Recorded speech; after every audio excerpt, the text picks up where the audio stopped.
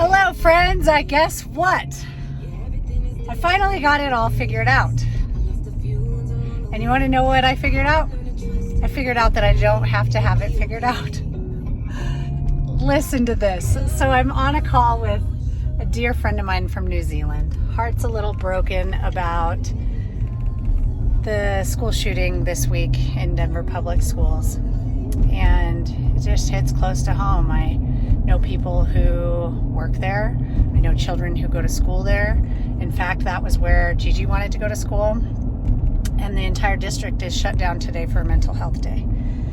So my heart is heavy, and I try to figure out how can I help, what can I do, and I really do think the world needs more self-love, and that's easy to say, harder to do, and you want to know how we do it.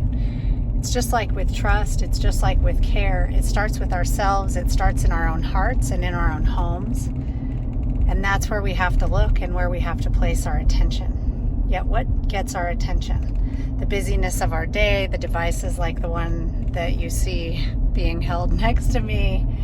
And it is just a little unnerving to push pause and recognize that the things that get our attention are often not the things that we really value in our hearts. And so I invite you to push pause and do a life edit and look at your calendar and look at your spending and see if those two things match what you really value. And have you taken time to look at your values? And the best part that I figured out today as I was in this meeting with this woman, she's from New Zealand and a fellow leadership consultant, and she said in New Zealand, police don't even carry guns. That in New Zealand, guns are dangerous. And in America, for some reason, guns are what we consider safety. And I thought, wow, that is fascinating. And I love disruptive thoughts. And so what really struck me in that conversation was I told her my greatest struggle right now with this cancer journey and being frustrated is that I don't have my career to lean on. I don't have it figured out. And it's such a struggle for me. I'm like, well, I really love food, energy, and high performance physiology. That's a ton of fun for me. And I kind of feel like my journey with food and changing the trajectory of my cancer has inspired a lot of people, and they ask a lot of questions and I want to help.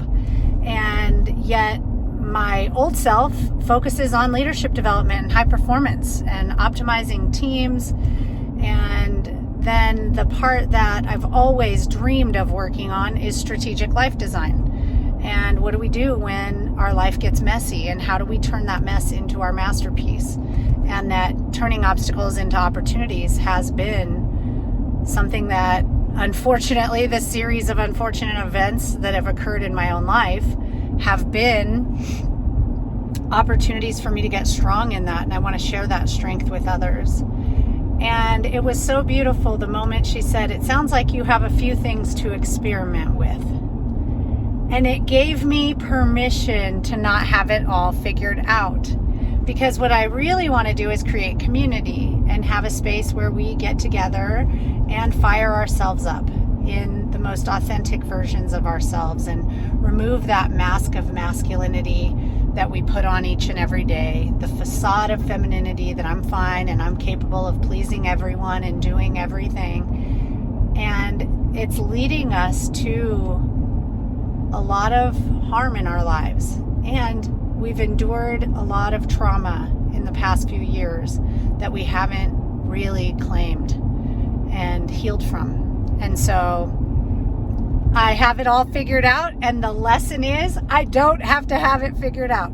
So I invite you, whatever your struggle is today, to think about what are the experiments you can play with to optimize your well-being, your joy, your performance, your level of success, whatever that means to you. And I encourage you, as always, go out and shine your love and light into the world, friends. Mwah.